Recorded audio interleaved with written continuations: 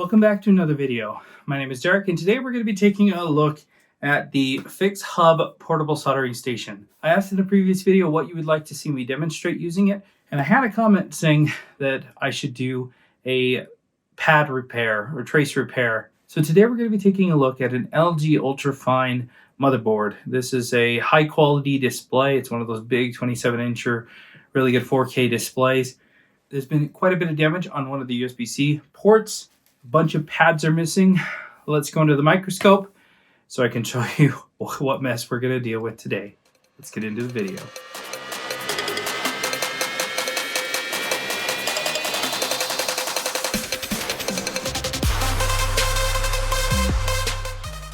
When the time comes, this is what we're going to be taking a look at.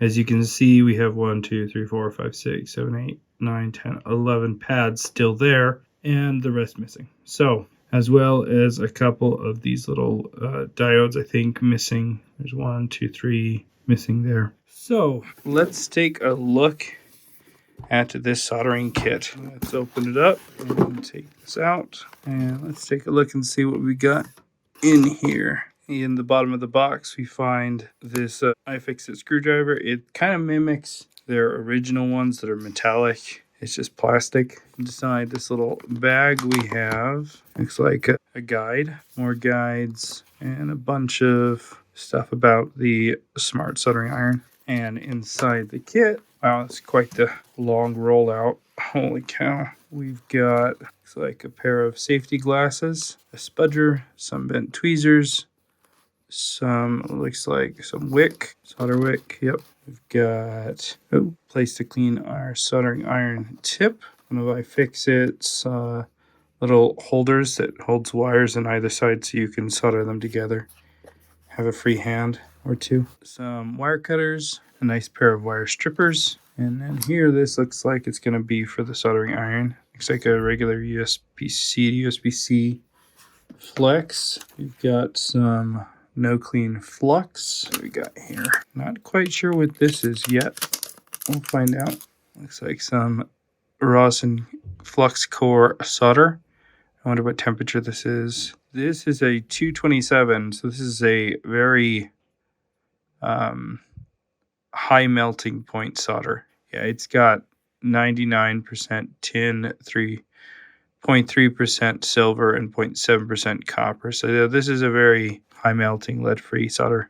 Good for securing components like legs on connectors. And then we've got some type of refillable chemical dispensing bin, right, for liquid flux, but it doesn't contain anything. And then this looks like the actual soldering iron. Oh yeah, look at that. Okay, so it's got a metallic protector with some magnets. I can see it's you can see that holds on there, and then it kind of holds on as well with magnets there. But I bet you that's a good place to store it and let it rest. It almost looks like an on and off switch here. At the very end, we've got a nice silicone mat, which will allow us to work on and not burn the surface below. And then, of course, the actual station that'll supply the power to the iron. All right, this looks pretty intuitive. The blue lines up with the blue, and that clicks in, and then we'll lock that in place.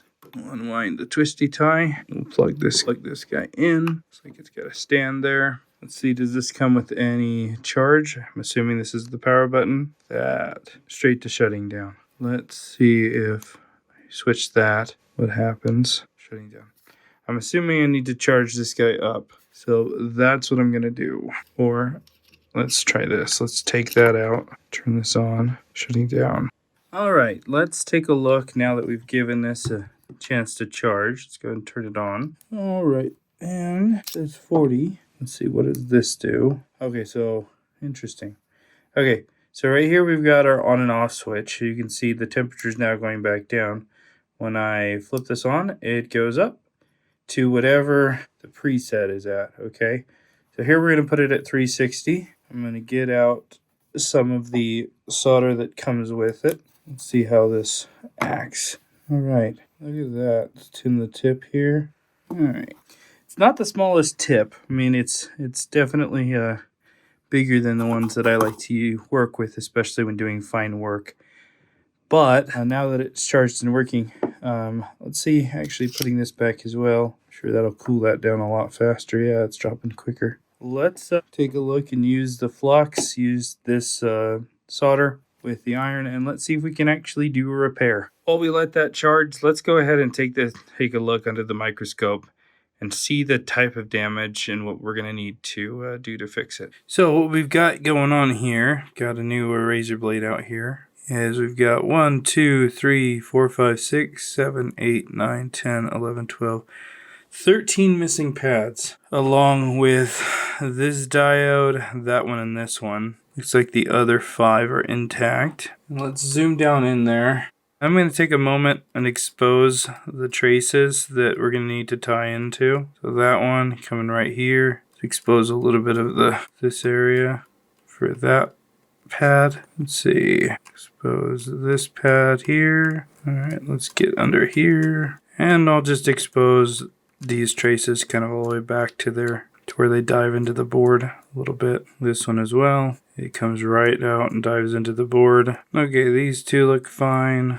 This one. Alright, let's move up to this corner. Expose this trace. And we'll work our way across this top row and expose all of the traces. Alright, so is that all of them? We've got that one, those two, that one, those 3, that one, and those 3. So yeah, that is all of them. Let's brush this away. Alright, so we've got this flux. Let's take a look and use it real quick. Looks like I need to cut off the tip. There we go, so we can use it. Alright, let's add some flux. We'll get out our iron. Let's see, it's kind of a bigger tip, but I'll be able to use this, I think.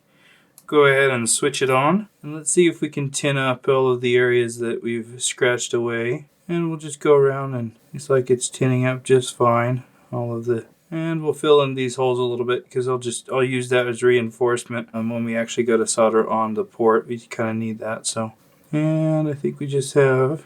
Let's see, that's tin now. That's tinned. All right, I'm satisfied with the pre-tin, and I like that I could just click a switch and it will turn off. All right, so for this type of repair, we're going to be rebuilding the pads that are missing. So you might have seen on Wednesday's video, I showed how to fix the pads on an iPad botched charge port repair, and I used these same pads repair kit to do that. Here, let's count. We've got a bunch to run, so we'll do one at a time just to make this easy. Let me zoom down on there so we can see what we're doing a little bit better. And the port legs actually come out towards the end here, so basically we're going to leave it like right there, and we're not going to run all the way back to the back. So what we need to do, where'd it go? That is so strange, it just like flew away. So we're gonna get another one. That's just so weird. Okay, so what I'll do is I'm gonna try to hold this in place and we'll tin the trace. I'm just gonna get that mountain kind of out of the way for a second. Okay, let's line this up. And then now that I've got it in place, we're just gonna break off the tail here and then make sure our pad is still lined up. Okay, so we've got one rebuilt. Only 1, 2, 3, 4, 5, 6, 7, 8, 9, 10, 11, 12 more to go. Woohoo! Let's do it. Alright, so we'll get out a second one and we'll line it up. We'll come in with the iron, line it up at the end. Alright, now we need to tack that a little bit better. So we come in again with some new solder. Alright, and let's hold that down. Okay, now we've definitely tacked that in place. There's too much solder, no worries. Just get a little bit of flux, break off the tail that we don't need. Now we still have more than we need on the actual pad itself, or on the area we're jumping to, I should say. There, that's better. Let's get out another one. Alright, let's slip that around and we will line it up on this side, on the outside of where the pad was. And then we'll come in with the iron, hold down where we want it. And let's see if we can tack it with the other one. These two pads jump to this big kind of trace going through the middle. Alright, and now that I've got that tacked to the other one, We'll break off the tail here. We'll grab another one. Alright, we'll line up the next one. Get our iron back out and turn it on again. It's nice having the switch here on the side. The only downside is not having a place to necessarily store it that's fixed. So I bet you I could find a way to secure the lid somewhere, but that's tacked on there. So let's go ahead and wiggle that off. Alright, now let's take a look at the next one. We'll line up and we'll tack it in place. Okay, alright, that one's tacked into place. Now we'll do the next one. Hold the pad where we want it. Alright, let's get this one centered so we can actually see it. I will say this flux becomes very tacky very quick, which is actually helping me in this case. I normally don't like tacky flux, but I do today. Now we've got the last one on this row to do, so we'll get another. Alright, take the iron. Alright, this one's giving me a little bit of trouble. Let's see if I can finally stay down. There we go. Alright, so we've got this top row done. We have to worry now about, let's see, we've got one here. We've already done this one, so we got 1, 2, 3, 4, 5. Only 6 more to go. More than halfway done. Now this last one's unique because I could just tie it right into the big blob here, but I don't want the solder to be pulled off of it when it comes time for the actual port to go down on it. So I'm just going to tie it off into the little tinned area that I made here. There we go, I like that. That way the solder doesn't automatically jump off of the leg and stick onto the big blob, because it will travel up the jumper if I even, because it's ground plane there. Alright, let's do this next one. Let's get that into focus. We need some more flux on this. Alright, so another down, only 4 to go. Now the hardest part about, in my opinion, isn't laying them down and getting them to sit in the right spot and tacking them up. It's prepping for the UV mask, the UV solder mask, because it involves cleaning. And when you clean, things tend to get knocked off because they're so fragile and so small. Alright, 3 to go. This one's slightly tricky because it's right next to the other one. So it basically needs to solder it without messing up the other one next to it. So that's going to be tricky. If I had a smaller soldering iron tip, this wouldn't be as difficult. Now the flux is getting quite burnt. I'm going to scrape away what I can of the old flux. Let's get some new flux. Don't know how I feel about this flux either. I guess I haven't used it enough yet to really have an opinion, but it's very tacky. Might help if I turn the soldering iron on. Alright, that one's not going anywhere. Alright, let's break off the little tail there. This will look a lot prettier when I get the flux off. And only one left, so hopefully this is the last. I always find myself having to rebuild a few pads here and there, so especially when there's this many.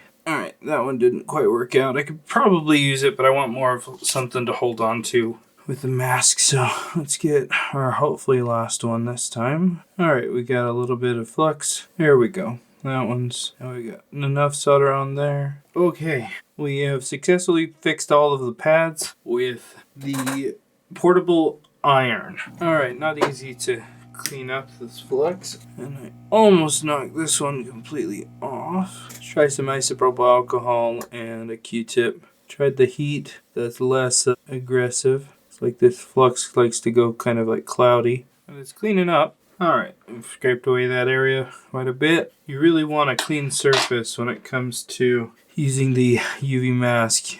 So let's see if we can't really get all of this flux off. Alright, time for the solder mask. So what we're going to do is we're going to basically coat all of the area under and around, filling in every little bit and piece where we've got work done. Now that we have the UV mask in place, I'm going to take a UV light, I'm going to turn it on, and there's a couple things I'm going to do. I'm going to hold down this one for a second. It wants to lift up higher than the others. Alright, so we'll let the UV light kind of hit this area for a few minutes. Alright, let's take a look and see if that is sufficient. Maybe it's cured long enough. Definitely going to need to remove this high point. Alright, I'll get out a blade here, and we're going to start scraping at this. Alright, let's see if we can now scrape down to the pad a little bit. Let me get a brand new blade out. That one's not cutting it, scraping it. Those pieces have broken off already, so we'll just carefully move them away. Alright, so those first three are uncovered enough that I'll be able to tin them. They don't look pretty now, but that's okay. We got one here that we need to uncover. Let's see if we can shave all of this down at the same time. Alright, so we've scraped off those top ones, cracked this big one, so let's pop off whatever's cracked there. Okay, and we'll scrape away this one. Accidentally cut away a little bit of the pad there for the jumper, but it still has the majority of which I need on the outside. So it should work even though it's smaller now. Alright, now let's take a brush to it with some isopropyl alcohol. Where'd this one go? Dang it, there's always one. Alright, we'll get out another jumper, some flux. Alright, let's see if we can't get this to go where we want it to go. Alright, so we've got that new one there. Now we need to clean it up. Get some isopropyl alcohol and a wipe. Take a little bit of solder mask, and I'm going to paint over anything that got exposed last time without accidentally covering up the pads again. And time for the UV light one more time. Alright, let's take a look. And we need to dig out a little bit on this one, but we should be good to go at this point. Okay, now it's just time to tin all of the pads. Alright, so we're going to add a generous amount of flux to all of the pads and legs. We'll turn that iron back on. Alright, and we will tin up each one of these pads. And I want to see how this reacts to heat, because that'll tell me if it's good to go or not. I want to see everything get nice and shiny. So we'll come we'll come with our hot air. And I'm just going to gently warm up the board so we can get all the solder to start melting. See the solder kind of suck through to the board on the through holes. That's a good sign. That means that we're plenty hot. Alright. Now it's not the prettiest thing, obviously. It will never look as beautiful as it would have if the pads weren't pulled. But this is ready for a port. Now this particular port, what I've done, here's the back side. I've shielded, there's a plastic connector under this because it likes to melt. This one you can't really put these ports on with direct to air. You have to come through the bottom.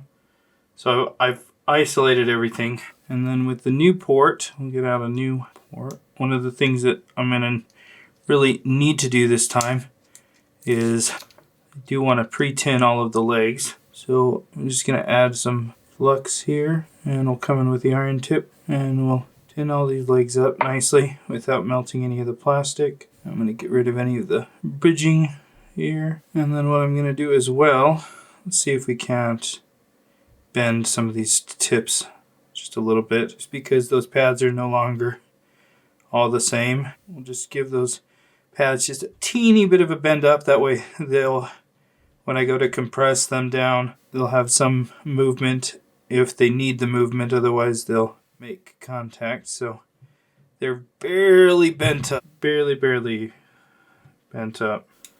And then one thing I like to do as well on this model is I'll just encapsulate the legs. That way there's no reason for the solder not to travel up the leg, so I don't have to go in with the iron after. There. Just getting rid of some of the extra solder that was on the that last one. It's a little high for my liking. Alright, I'm going to add some more flux. Alright, so we'll heat it from below, and you'll see when things start to melt, I'll be able to place the port. Here's one of the legs. All of the pads look really good. Alright, so now that we can look at it under magnification, everything looks really good except for this one pin. Like all of the pins at different angles, they all look really good except for this one. It looks like it's gonna move, and when I tap on it, it does move. So what I'm gonna do is I've got this little solder ball, and what I'm gonna do with this solder ball is gently push it up against the pin. Let's see if we can capture this shot, or see if we can get that to solder down. Here we go. Don't want that rolling around.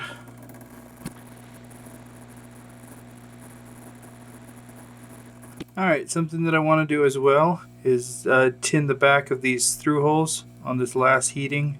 That way the solder can travel through the board. So we're just going to glob up the solder. Nice tall peaks, just like that. That way we got plenty of solder. And we'll come in again and heat it from below. Solder isn't quite traveling up the legs as much as I want it to.